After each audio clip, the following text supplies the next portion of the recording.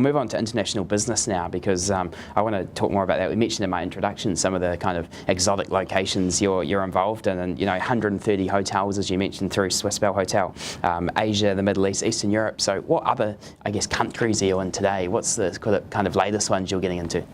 Well, probably I react to the next phone call. It's where the opportunities come up. There's opportunities everywhere. You talk about strategic plans. Sure, I'd love to have a hotel in Singapore and Hong Kong and London, but I'm not big enough, or I don't have that investment base. So I look at, in Iraq, in Erbil, which obviously the opening's been delayed. I'm not sure for how long. I've been looking at Eastern Europe. I've been to Bulgaria 3 or 4 times, and we've already got 2 hotels there, and more coming up. I've been to Hungary, Budapest, unbelievable city, and just these opportunities. And I get calls from people or from bankers who say, "Well, come and have a look at this," or I meet somebody on a plane. They say, "Hey, I've got a hotel here or a hotel there," and everybody loves hotels. Yeah, they do. Yeah, everybody loves hotels. I mean, everybody wants a hotel. When a rich person becomes rich, you just watch them all. 9 cases out of 10, they'll buy a hotel. Okay. It's like restaurants, right? They all want their own places to go and enjoy their own sort of luxury experiences. And then they realise what a big effort it is. Yeah.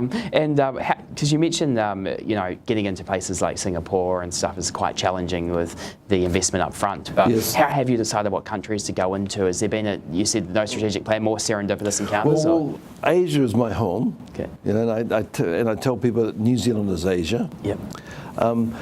Indonesia's been very good to me. I've been there for 15, 20 years in Indonesia, and it was underrated because nobody talked about Indonesia. Right. And so we're probably the first international company which really took Indonesia seriously outside Bali and Jakarta. Okay. And so we now have a hotel almost in every city in Indonesia. I have 80 hotels in Indonesia alone. And it's 280 million people. So that we've just ridden the economy. Of course, at the moment it's a little bit down. And there's challenges, but everything has cycles. So it's just looking for opportunities. Yeah, and what's the most difficult country to do business in? The most difficult country to do business in? Probably China. I've been there for a long time, right. But China is difficult because it's growing so fast. The systems are growing so fast, and the people have huge expectations, and they're also very cash rich, or have been until this year. Okay. And that makes a challenge. Right. What other challenges have you experienced in China? What can business owners learn about doing business in China from your experience? The business in China is that, a bottle of Mao Tai is not a deal. Right. You have beautiful food, but you really have to try and get close to the people, or close to the business people. But also, China's got 3 generations all coming together at the same time. So, whereas most countries have the 3 generations growing through together. So, we've had sort of my generation running China. Now we've got what I call middle-aged generation, and under that you've got the hugely well-educated Chinese entrepreneur, Chinese businessman.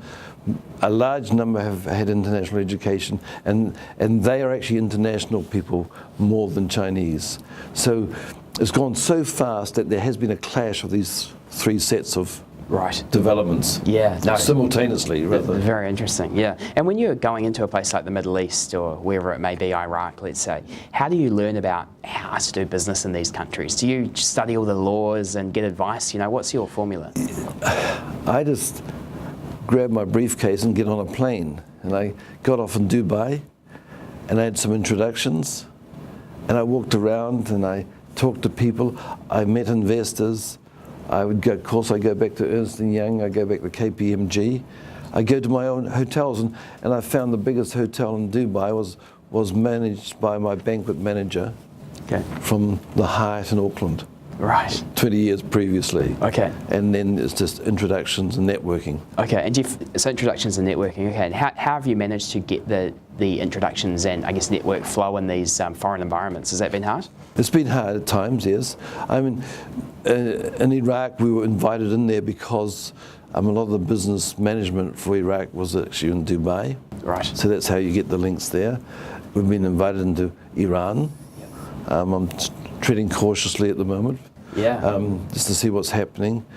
But there's just so many introductions around in all this, what I call the Stan countries of Eastern Russia. Yeah. Are all growing and breaking up, and the hotels are just being built. Right. And with all the, sorry. Yeah, overnight. Yeah. Yeah, and with all the I guess conflict in the Middle East with ISIS and so on, is that affecting your business at all? It does. It does affect a business, and it's very interesting. But there's just so many different nationalities in the Middle East, right? And you can see that and their conflicts are 2,000 years old. Okay, so they're not going to change very quickly, and they just have to learn how to get on with each other.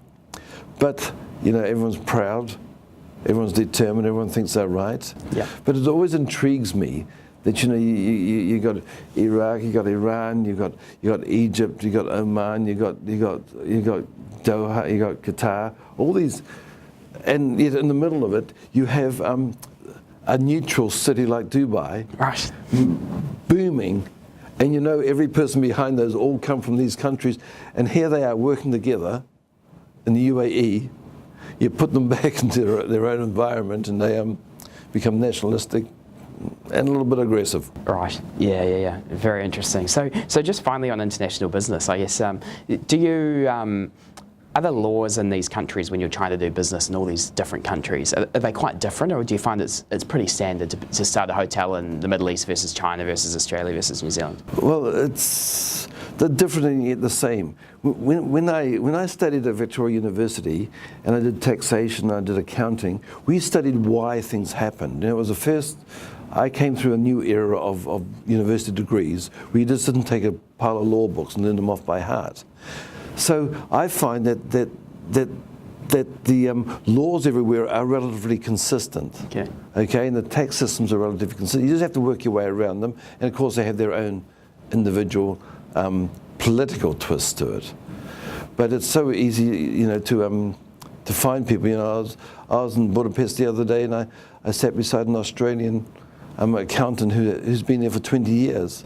So immediately we had a rapport, and all my issues were solved in 5 minutes. Awesome. Just getting someone understanding what you're trying to do. Yeah. And what's the most profitable market that you're yet to fully tap into, do you think? What's the most profitable market? That's interesting. I just feel Central Asia. I'm going to Cambodia next week. Okay. I'm looking at a hotel development in Phnom Penh, and these countries are starting from zero. So there's a huge excitement and a huge economic growth. But interestingly, also the tourists want to go there. You ask people now, say they want to go to Laos, they want to go to Cambodia, they want to go to Vietnam. They don't want to go to Las Vegas. They've been there. Okay. Yeah. So there's this.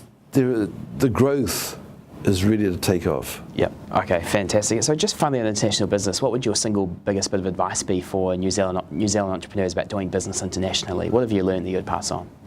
I've learned to listen a lot, because you don't know what's going on. So when you're talking, my mother always said, when you're talking, you're learning nothing. Yep. So you have to listen. You have to trust. One of my strengths our strengths as New Zealanders, and our weakness is we're very trusting people. And that has hurt me a few times, but it's got me some great opportunities, because you believe what people are saying sometimes, and you forget that, hey, these people are after $1 only and not really to look after you.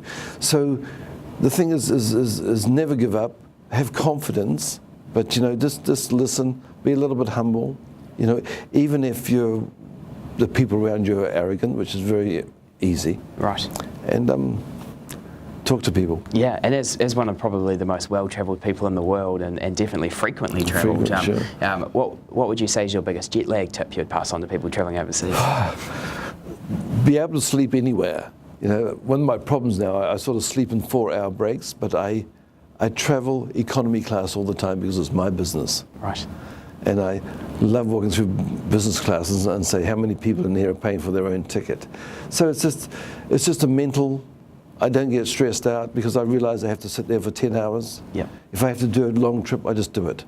Yeah. So the thing is to drink lots of water and be relaxed. Yeah. Awesome. Brilliant.